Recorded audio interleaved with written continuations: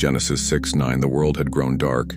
Violence filled the earth, and people's thoughts were only evil all the time.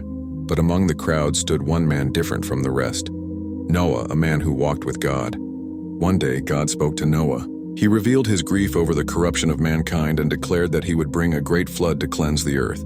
Yet in the middle of judgment, God also gave a plan of salvation. He told Noah, "Build yourself an ark of gopher wood.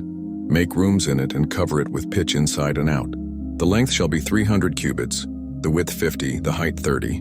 Bring into it your family and 2 of every living creature." The task was overwhelming.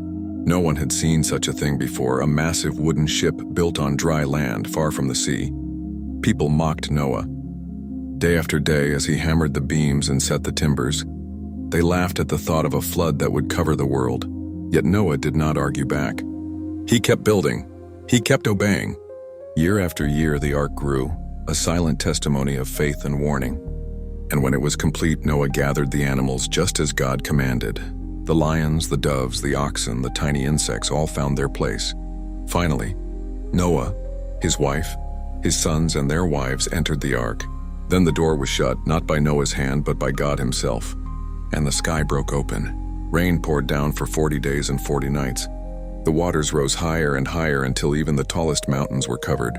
Every living thing outside the ark perished, but Noah and those with him were safe, lifted above the judgment by the vessel of God's design. At last, the rain ceased. After many months, the ark came to rest on the mountains of Ararat. Noah sent out a raven, then a dove. When the dove returned with a freshly plucked olive leaf, Noah knew the waters were receding. Finally, God told him to come out. Noah, his family, and all the animals stepped onto dry ground once more. The first thing Noah did was build an altar. There he offered sacrifices of thanksgiving to the Lord. And God made a covenant with Noah, promising never again to destroy all life with a flood. As a sign, he set a rainbow in the clouds.